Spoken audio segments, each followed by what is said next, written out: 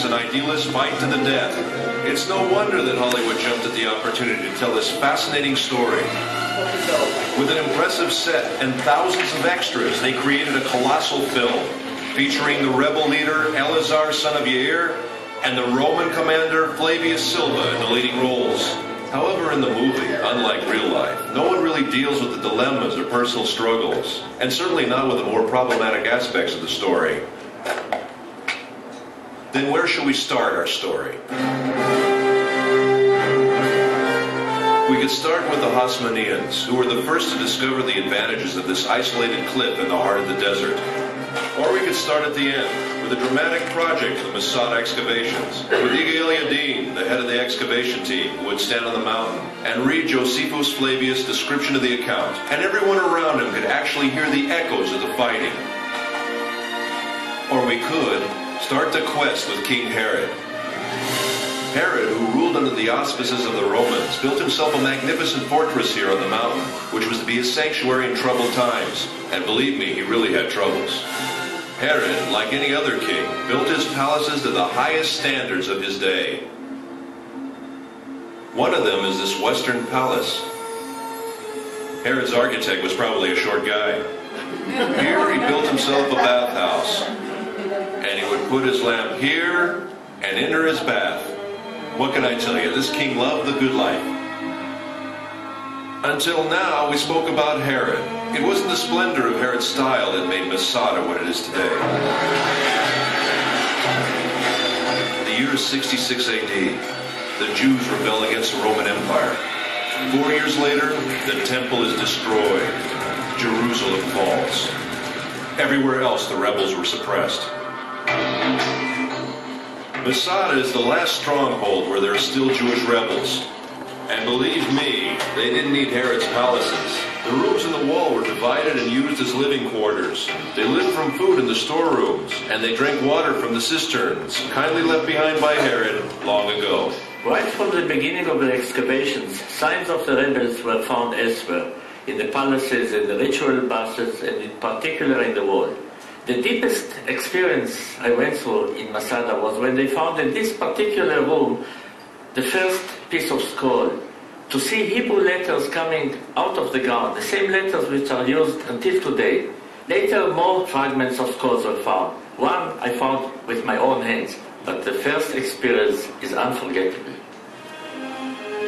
Throughout the revolt, groups of refugees sought asylum on the mountain.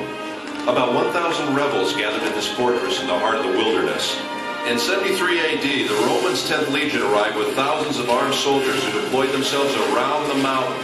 An enormous war machine. And the movies do it best. After the Romans, of course. The Romans built an attack ramp. The besieged rebels rolled stones down it. The Romans lift a tower to the top of the ramp, equipped with a battering ram to smash the wall. The besieged erect a wood and earthen wall to sustain the blows of the battering ram. The Romans burn it, but the wind almost burns their own tower. Then the wind veering as if by divine providence to the south, blowing with full force in the opposite direction, flung flames against the wall, which now was all ablaze.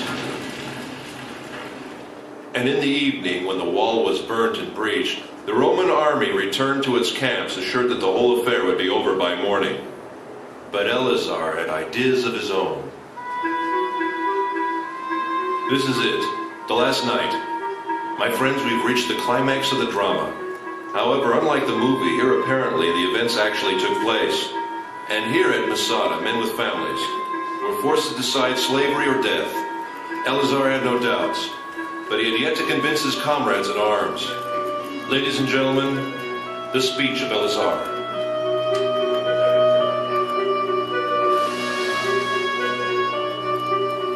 Oh, my loyal followers, the time has now come that obliges us to make that resolution true in practice. Let our wives die before they are abused, and our children before they have tasted of slavery, and preserve ourselves in freedom as an excellent funeral monument for us, as we have preferred death before slavery. Once Igael Yadin was asked what was the most important artifact he found on Massada. Dozens of priceless objects were found here, he answered, but if I must point to one find, it would be these ostraca. These potsherds. These may be the lots that I'm holding now. Potsherds on which the rebels wrote their names. 10 men who were chosen were the only ones who remained. Their equipment had already burnt, and each of them had already killed his wife and children. Then they drew the lots. Who would kill the 9th man and fall on his own sword? And in the morning the Romans arrived, and besides 2 women and a few children, everyone was dead.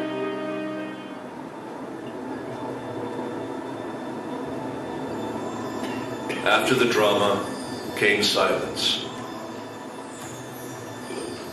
The silence was broken in the 5th century for nearly 200 years by a community of Byzantine monks. 1,200 years later, the first explorers came and rediscovered the mountain.